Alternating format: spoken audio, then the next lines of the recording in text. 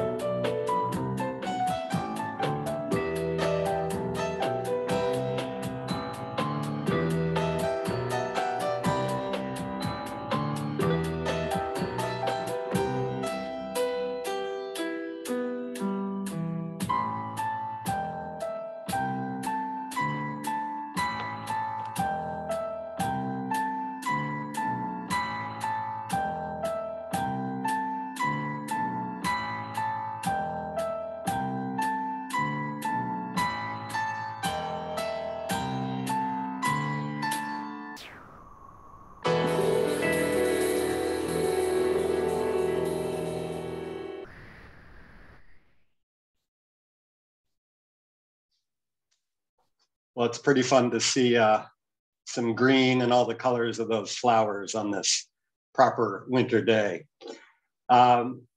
We believe that organic farming is... Hi, Anya. It's Melissa.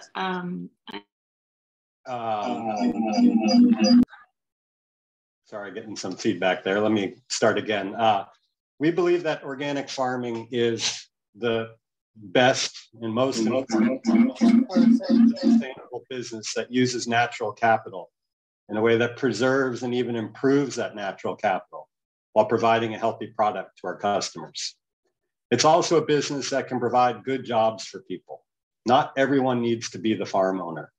Working on a farm should be a profession and a vocation that is lauded, respected, and fairly compensated.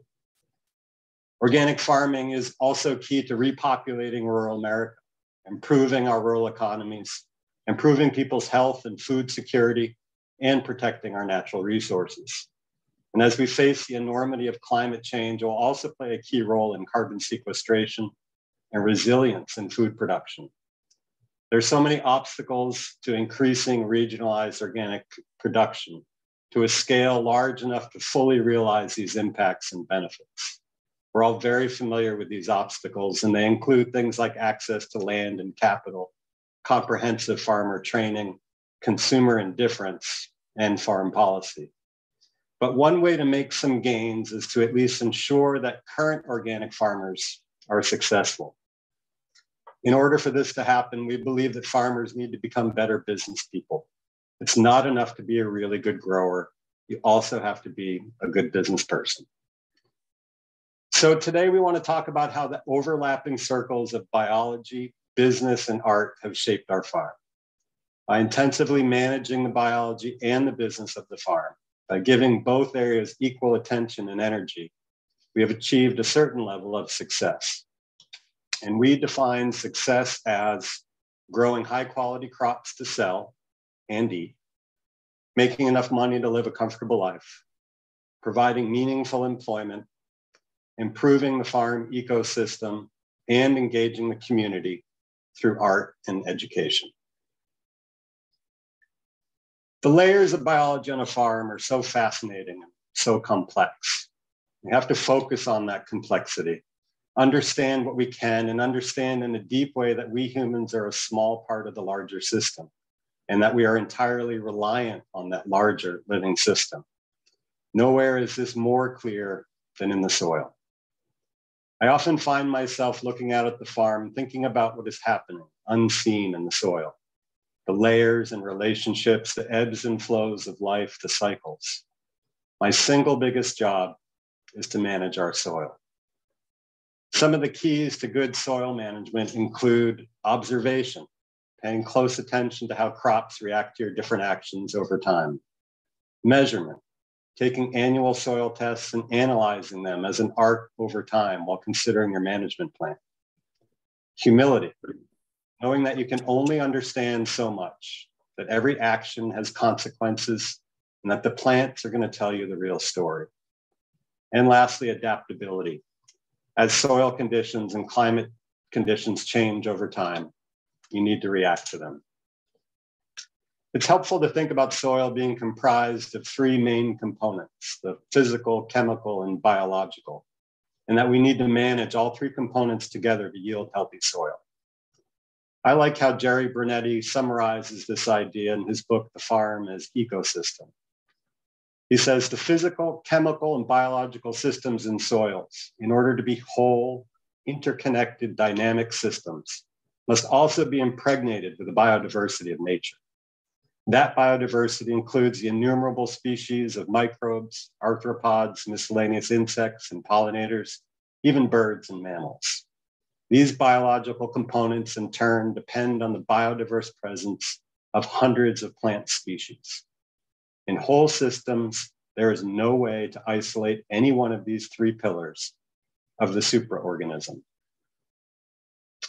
Soil tests are the key to supporting the chemical component of soil. We test our fields annually so we can benchmark the effects of our practices over time.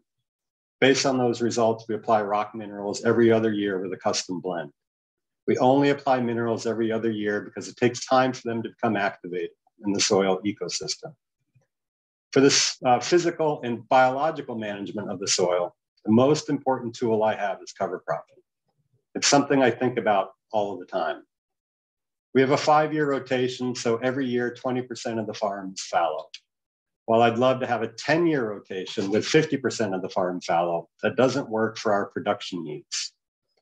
In the 4 rotation sections that are in production, I always try to squeeze in as many short cover crop cycles as possible. That includes spring covers before later planting, summer covers in between 2 fast cycle crops, and fall covers after early season crops. The reality is that we do double crop many sections of the field in a given year, but wherever there's an opening, we get some cover crops planted. As for the fallow section, the cover cropping strategy is always evolving. We're always trying to increase organic matter and fix nitrogen. But there are additional goals that may come into focus at different times. For example, controlling a particular weed or relieving compaction.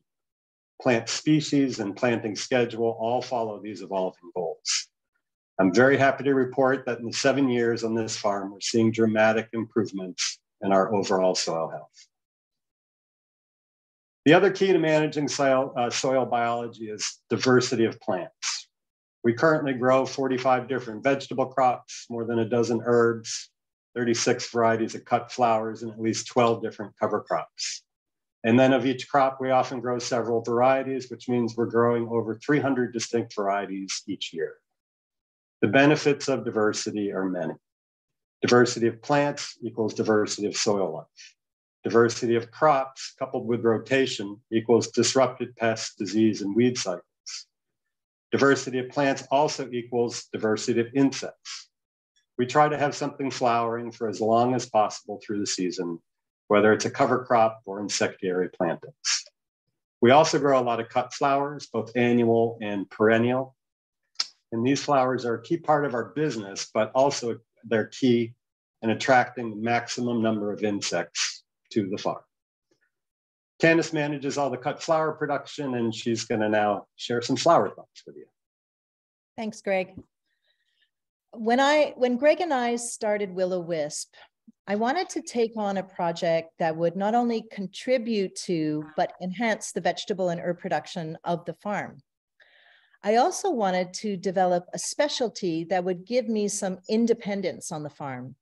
I figured this would be good for me, for Greg, and for our marriage. Since I already knew a little something about flowers and really enjoyed them, I took on educating myself about organic flower production by reading countless books and taking workshops. Since then, I have established a robust perennial flower garden that includes peonies, hydrangeas, and a mix of reliable flowers, along with about an acre's worth of annual flowers.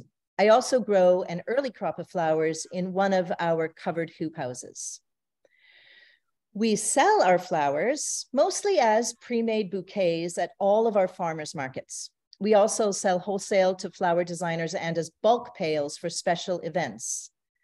I have definitely dabbled in wedding design, but this year I have decided to forego taking any wedding contracts so that I can reduce stress and the immense energy that weddings inevitably draw from the weekly and reliable market demands. Flowers have become a substantial income stream for the farm. Not only do they attract the beneficial insects in the field, as Greg mentioned, but the colors, textures, and designs also attract beneficial customers to our market stand. It took me a long time to get to know flowers, and even longer to be as organized about the crop plans and the details as Greg is with vegetables. But now I grow the 36 varieties of flowers in 4 succession plantings of annuals. We do about 7 succession planting of sunflowers. And I grow all of our flowers from seed, transplant into plastic and drip tape as the flower beds stay around for most of the season. And we need to be able to control the weeds and the irrigation. As a flower grower and designer, I stay tuned into design and color trends. And as a member of the Association of Specialty Cut Flower Growers, I really try to keep up with popular varieties, methods, and resources for the ever-growing cut flower trade in North America. And now, as I enter my 15th year, unbelievable, as a flower farmer, I grow flowers that thrive on our farm. And I make choices that keep me excited and curious. Every season is a big adventure, from the seeding in February to the final harvests in October. And I love my job on the farm. It is really wonderful to grow a product that brings so much pleasure to our customers and our friends and our family. Thank you. Thanks, Tanis. For me, there are two more frontiers of diversity to improve the overall biology and production of the farm, which we're hoping to implement this year. The first is to plant more perennial, quote unquote, wild areas within the vegetable fields to provide more bird and insect habitat, more edge effects, more verticality, more layers. These plantings will also include some harvestable crops, for example, some woody perennials for flower bouquets. The second big diversity frontier for us is fruit. The planting plan over the next couple of years include apples, peaches, pears, plums, blueberries, and raspberries. I've been wanting to do this forever, but I've been waiting until I felt like we had the capacity to manage it all really well. Fruit is a whole new ballgame, new systems and new skills. Very excited about it and a little nervous. So we've explored some of our basic ideas about the biology on the farm. And now I'd like to talk about the business of farming. It always seems to me like this is the biggest obstacle and the least favorite part of farming for so many growers. I want to encourage all farmers to shift your focus and to take up the business side of your farm with as much diligence and creativity as you do the production side. Financial sustainability is as important as ecological sustainability. I think that I probably spend as much time thinking about and managing the business as the biology. It's so important to turn your hard work into money so that you can keep the farm going well into the future and so that you can achieve your personal financial goals. Of course, we each define those financial goals differently, but what is important is that you do define those goals and make plans to achieve them. For me, the intensive management of the business can be broken down into 5 key areas: planning, budget and cash flow management, strategic debt, sales, and staff management. So I'd like to share just to highlight a few thoughts within each of these areas. No matter what type of farm or the size of your farm, planning is the key to your success. All of our farms are complex, and planning helps you manage that complexity by creating a framework for decision-making. All plans are living documents. You should return to them over and over again. Plans are a place to record new ideas, new realities, and new goals. I think every farm should have a business plan, which includes robust short-term goals as well as high-level long-term goals. Sales and marketing plans, staff plan, and then of course, detailed crop plans. You know, the format of the plans doesn't matter. Customize them to fit your operation and your way of thinking. By writing down all the components that make up the complexity of the business, it helps you to understand patterns, see opportunities, and to react to changes. I spend a significant amount of time every winter revisiting these plans in depth. And then throughout the chaos of the season, I refer to them as needed. Next, budget and cash flow management. You know, budgeting is, of course, a form of planning. The budget is where you align your crop plans, strategic plans, and marketing plans. It's where your words and ideas get translated into numbers, and you prove that the plans are feasible. I encourage everyone to use bookkeeping software to help you organize all of your financial data into a usable form. It is absolutely essential to have clean, solid, historical data to be able to assess your business and make good decisions. It's equally important to keep up with bookkeeping throughout the season so you can always know how you're doing. Don't wait for the off season to check in. It's entirely possible that you should make changes within the season to either decrease expenses or increase sales. Related to budgeting is cash flow management. Simply said, cash flow management is making sure you have enough cash on hand to do what you have to do when you have to do it. Our sales season is April to December. So each year I need to make sure I have enough cash to carry us through May, which I do that with retained earnings from the previous year, as well as drawing from a line of credit. I encourage all farms to have a line of credit. You only pay for what you use, and having that flexibility can really save the day. So that brings us to debt. I like to say that good debt is good. You know, I think that many people really have a complex and fearful relationship with money. Debt is perhaps the most feared aspect of money.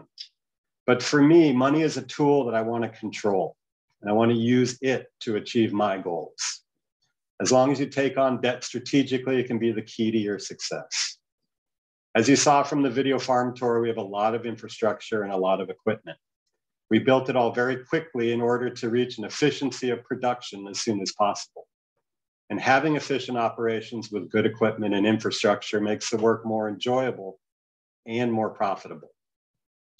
I have a lot of things to say about how to decide what debt is good debt, but I will save that for another time. For now, I just want to say that there are many kinds of debt to consider. We have 5 different types of debt at the moment. That includes our farm mortgage, which was actually seller financed, tractor loans from manufacturer, bank loans for our refrigerated delivery truck, a solar panel loan from a renewable energy investment cooperative, and individual loans. That last one is the most interesting. When we planned our major investments, we approached people in our community to ask for loans rather than go into a bank. I made a pitch just like I would at a bank with my business plan, financial records, and intended uses of the loan. We raised a significant amount of money this way, and it has been a great relationship with those lenders. Next is sales. You know, you should constantly evaluate your sales plan to assess its performance and its resilience to changes in the business environment. Sales are central to your success, obviously, and you can't take anything for granted. You have to allocate enough time doing sales in order to monetize all of your work. The more time you put into doing sales, the more you sell. There are times, for example, when our wholesale sales slow down for some unknown reason, and I have to make sure I get on the phone and move some product. And that means leaving the field and reaching out to people.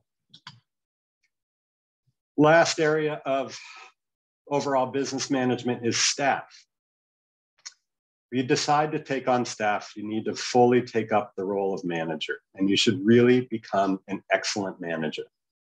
It takes a lot of time and preparation to welcome staff to the farm. Staff wants to be able to do their jobs well. They want to help the farm achieve its goals.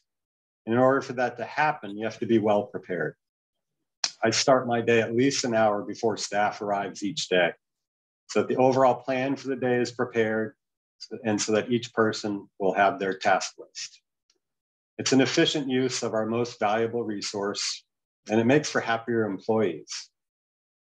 You know, it's always tricky to find and retain people, but you have to work as hard as you can to develop those long-term relationships.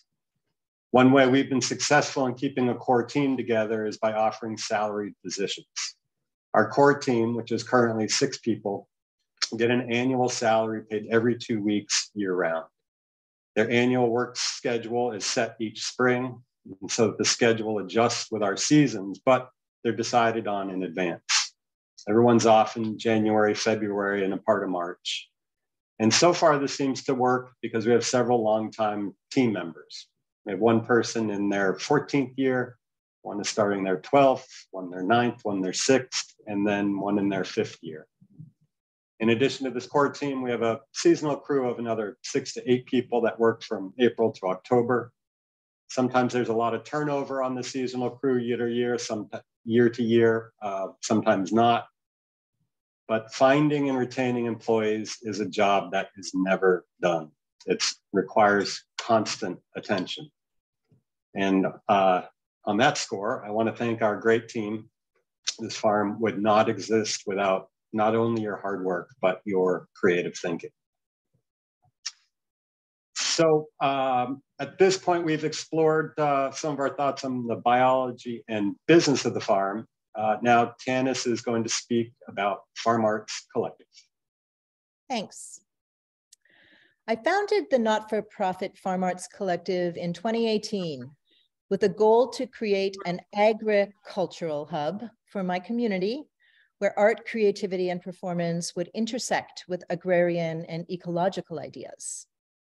Our mission at Farm Arts Collective is to enrich and engage our community through 4 pillars of life-sustaining practice: farming, theater, food, and ecology. Farm Arts Collective makes its home in a large greenhouse centrally located on our farm, where we present a series of public farming workshops, original performances, farm fresh meals, and special events. We've also hosted 2 friendship treaty signings and dinners with our friends, the Lenape Nation of Pennsylvania. We hold events focusing on social justice, LGBTQ issues, and anti-racism workshops. Last year, we also began to organize workshops and tours at other farms in our area to highlight the many awesome and amazing farmers, herbalists, and artisans working and living in harmony with their environments all around us. I believe that the act of creation, especially collective creation, has a profound and positive effect on the people who do it and for the people who view it. Therefore, since forming Farm Arts Collective, I have focused on developing a local performance ensemble made up of trained performers, musicians, stilt walkers, and writers, along with farmers, teachers, carpenters, and everyday people in my community.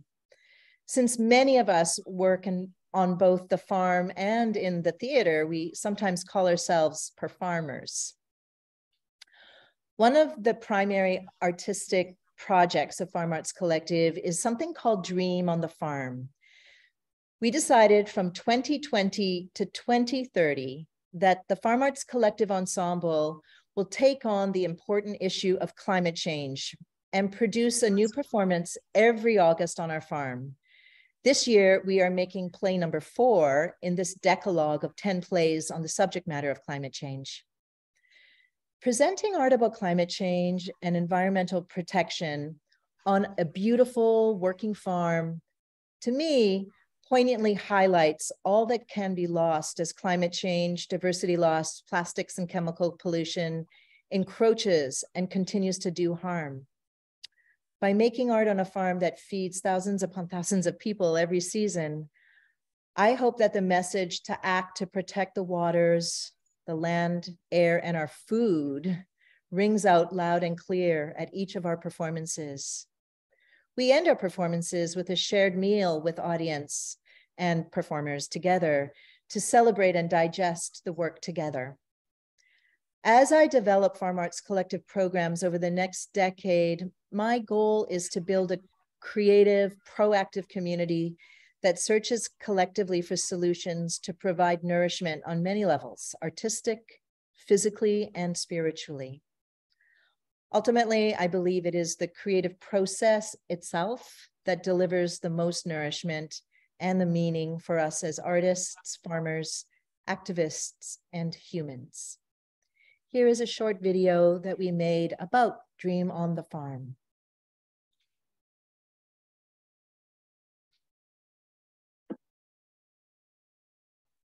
Farm Arts Collective is an agricultural hub of creativity based on Will-O-Wisp Organic Farm, a 30-acre organic vegetable farm on the Delaware River in Damascus, Pennsylvania. With activities in performance, food, ecology, and agriculture, we aim to build a sustainable and vibrant agrarian identity and culture. Dream on the Farm is an annual week-long site-specific performance on Will-O-Wisp Organic Farm. It's directed by me in collaboration with the Farm Arts Collective Ensemble and members of the extended community.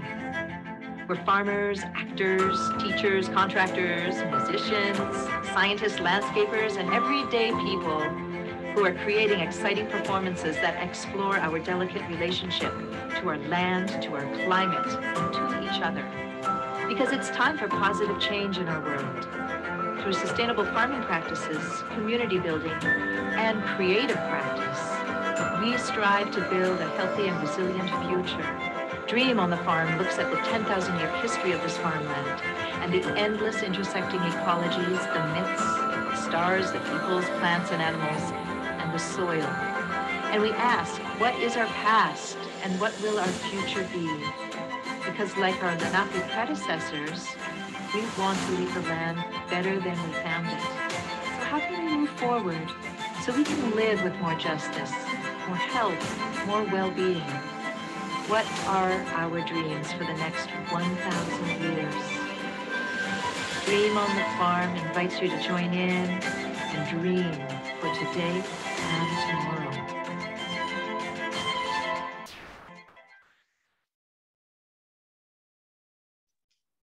Thanks. Beautiful video, Tanis. Well, we hope that you've enjoyed the glimpse of our farm and our work and seeing how focusing on the importance and interconnectedness of biology, business, and art have shaped us and our farm. We hope that at least some part of our story helps you and your farm. We're humbled by this award, especially as I look around the region at the amazing organic farmers. As a community of growers, we're doing great work to grow healthy, delicious food, while always evaluating our practices against the measuring stick of our ecological impacts. We're collectively proving that farming can be done in a way that improves the farm ecosystem, improves the quality of our soils, and delivers nutrient-dense, delicious food to our customers. Thank you again for this honor, and happy growing in 2023.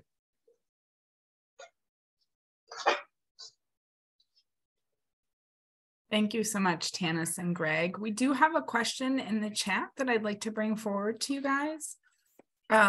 It's asked, do you have to obtain health or zoning permits from your community in order to allow performance for Farm Arts Collective on Will-O-Wisp Farm? If so, what permits did you obtain? Do you want to answer that, Greg? Sure. So we did not have to get any blanket permit for the health permit. You know, we don't actually prepare food for large meals. The only thing that we have to get is when we do a large event for the Dream on the Farm, because it's so many people, we have to get a special event permit just for that one event. But for the smaller gatherings, we don't. Great, thank you. Also another question, can you tell us a little bit more about the people who work on your farm? There's so many different stories there. The vast majority of people live in this community. A couple of them have long farming backgrounds before before working with us, but the vast majority of people that work here had no farming background. And, by just doing traditional job outreach, through online platforms and advertisements, we've just advertised trying to find folks that were willing to work. And if they're willing to work, then we are very, very willing to train people. And we don't do apprenticeships or internships, right? We hire straight out. Another question, oh, forgive me, my chat is moving a little too fast. I lost it. Can you share if you also reside on the farm and how you handle any privacy issues when holding events for Farm Arts Collective on the farm? We live just down the road from the farm. And so you mean privacy issues, meaning like with our neighbors? I guess that person is typing, but we have like, we live off the farm and we have like a courtyard and a designated greenhouse for the Farm Arts Collective events. But we also, when we perform on the farm, we actually are bringing, the audience on the farm, and we often have guides to like really guide audience and tell them what they should and shouldn't do. Like don't go into the greenhouse and start picking and eating all the tomatoes as much as, maybe we'll build that in one day into one of the shows, but we haven't yet. It did happen one time. But we're just really clear and structured on how to welcome people to the farm. It's like we have like the parking signs, we have the volunteers. It's just, we put a lot of effort into creating the space for when we have public events. And then of course the space when it's business, and when there's business, it's business, you know? So Greg and I have done a really good job working with both of our teams to just develop the infrastructure and the rules for how we're operating in tandem together. Thanks. Can you share more on your policy for paying living wages? You mentioned that you have year-round employees that are salaried. Well, you know, I guess the way to say it is that we try to pay as much as we can. And the way that works is, you know, for first year employees, it basically, you know, equates to what is an average hourly wage for manual labor in our area.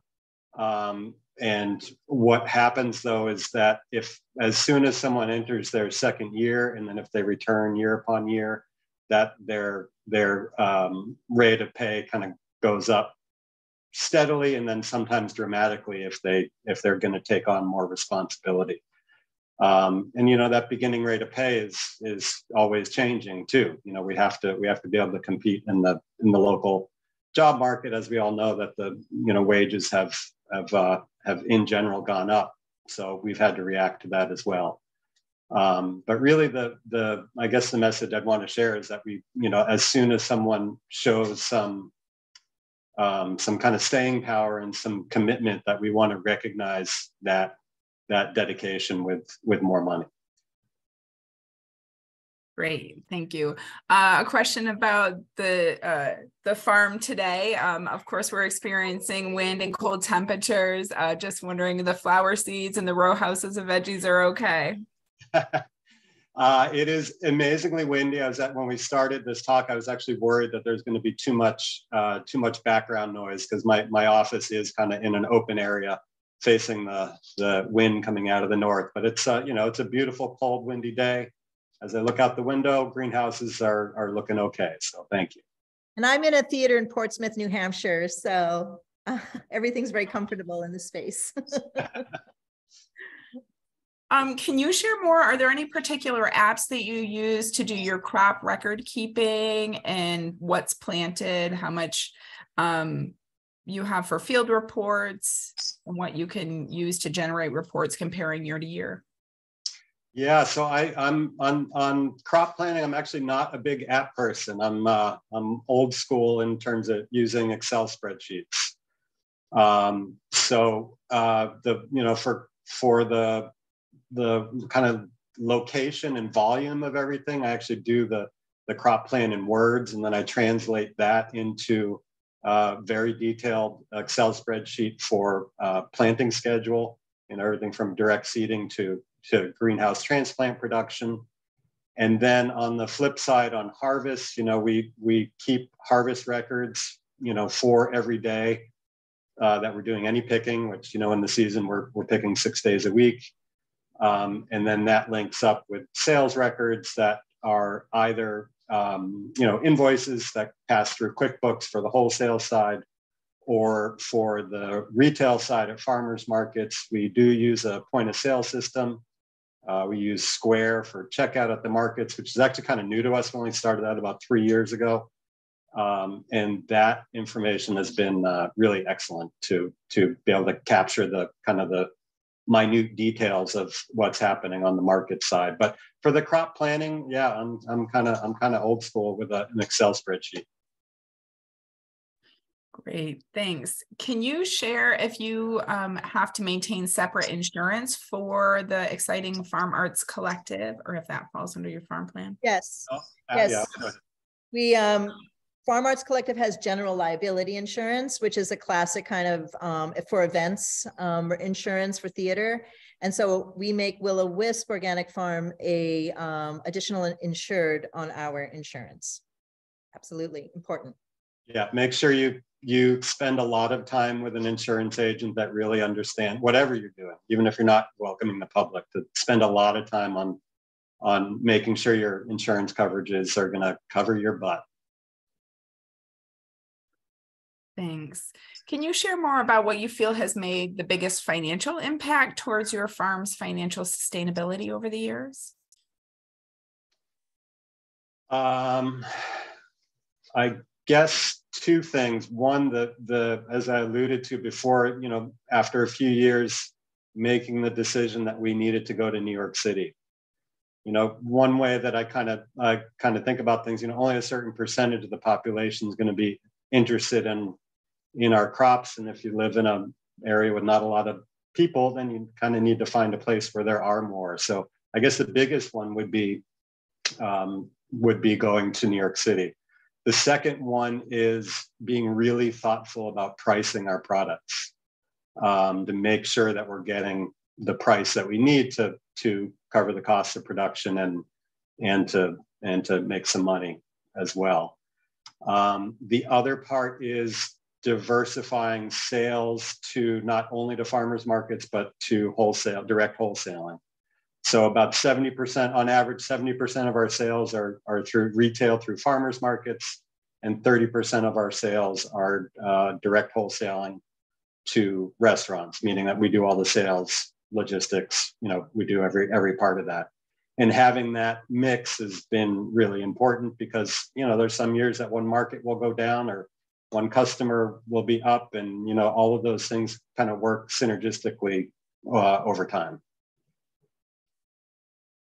Great, thanks. The next question is in relation to hours work and overtime pay. I know that currently there's a lot moving in the land of policy around agricultural hours and overtime. So can you share if how many hours people work and if you run into the overtime threshold? Yeah, so since we are in Pennsylvania, we're not in New York. So the Pennsylvania legislature has just started talking about looking at agricultural labor regulations.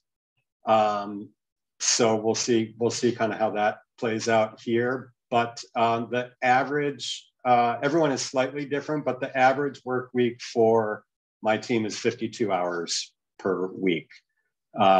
So, if something does change in Pennsylvania, we'll have to adjust with that. I'm not exactly sure what we're going to do. I've pushed off thinking about it exactly, but so that's from the legal framework. But I think that, in particular with our core team that's on salary, like the way we figure out what their salary is looking at the total numbers of hours worked over the year. And that's how, and attaching an estimated or not estimated, a goal of what hourly wages are, that equals their annual salary. And then they, of course, have the steady income through the winter when they're not working as much. Thanks. And I'd like to share the next question. Notes that you are still young and in the prime of your career, but wondering if you have made any motion towards thinking about retirement planning. Wow, yes. For the first time, we've actually been Tanis and I have been having larger conversations about that. I am 47 years old. I still have some mojo, but I would like to slow down a little bit. And, I actually thought about talking about this to some degree in the talk today, but I didn't. So this is good. You basically from May through November, I work probably about 95 to 100 hours a week, which is probably not a good number. It should be less than that. So at some point in the future, I would like to maybe get it down to 60. So one of the thoughts about that is that we have to keep up our current kind of marketing and production plans for approximately another 10 years. And that is to be able to satisfy all of our debt obligations. And we've kind of been really mindful about that, saying, at what point can we not be demanded, the demand of ourselves to have to keep going at this pace. So the goal in roughly 10 years is to have 80 to 85% of all of our debt paid back, which would mean that we could dial back our production and marketing a little bit. And then for the step after that, in terms of full retirement, we'll see. Obviously, a lot of our equity is tied up in the farm. So whether our 14-year-old son decides to dive in 10 or 15 years, or if anyone else within the team is interested in stepping up, or if we end up having to make a sale in a larger transition, that is to be determined. But for right now, the planning is about how we can retire the majority of our debt and make some kind of downshift. Great, thanks. Can you share if Will-O-Wisp is part of a food hub? We are not. And can you share if participation in the New York City market influences your crop selection or production every year? Yeah, absolutely. Absolutely. No matter what your market, you have to be listening and understanding what people like and what they're interested in. So part of it is, growing the things that people are interested in, but then the other part is growing new and interesting things that they don't even know about that are going to kind of pique their interest and get people to check us out because we're maybe growing some more interesting, less common items. But that decision-making process about what the market wants and what we grow is constant. It's every year and kind of constant soul searching, really. Where do you think consumers are with their knowledge of soil health and how it relates to the quality of products? Well, I think people, generally speaking, I think they have absolutely no concept. But I'll say that it's something that at the farmers market, it's something I talk about all the time and try to make that connection. We have a lot of very loyal customers, and they like us because our product tastes good. We have been successful because we entirely focus on quality, right? So that means that, growing varieties that taste good, it means having really good soil management that yields tasty products. It means harvesting at the right time. It means paying a ton of attention to post-harvest handling. But then it's also kind of trying to tell that story at market and say that this tastes so good because we're doing something right with our soils. So on the macro scale, I think we have a lot of work to do. On our specific customer base, I think they get it. Can you share any thoughts to what the broader community can do to communicate that message?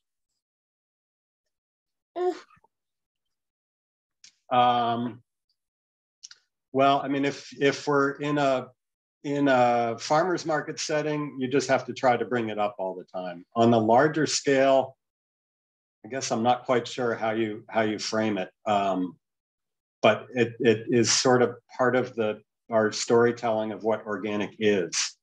We often hear people providing a negative definition of organic, meaning organic does not use synthetic pesticides, herbicides, et cetera.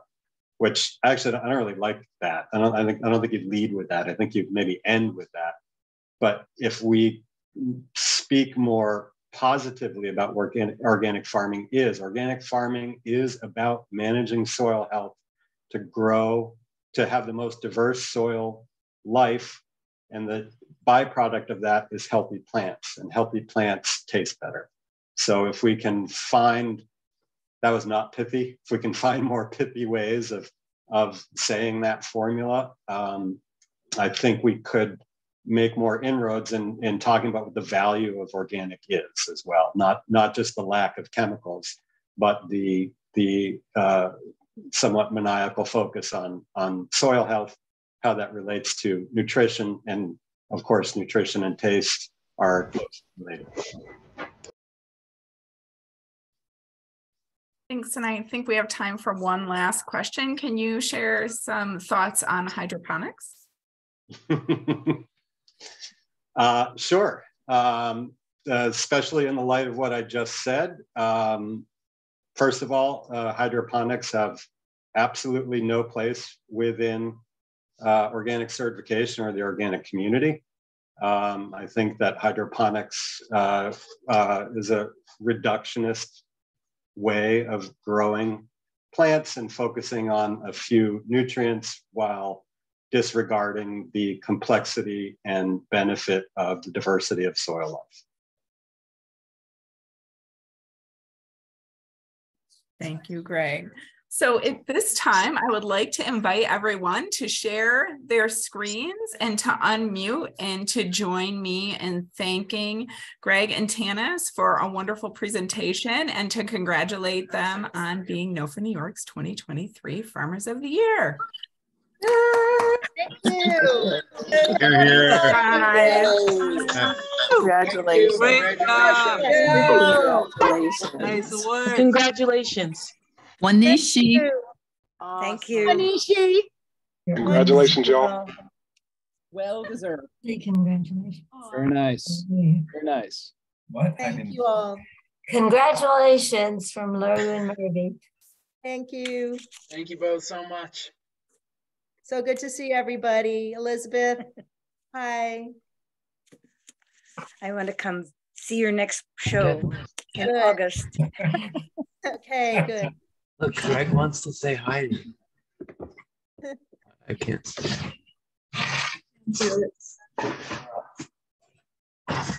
Nice to see everyone. Thank you so much, guys. This has been wonderful, and we really appreciate everything you've done over many, many years for NOFA New York and the organic community. Thank you for having us. Thanks for the honor. Thank you so much. Take care, everybody. Everyone. Bye-bye.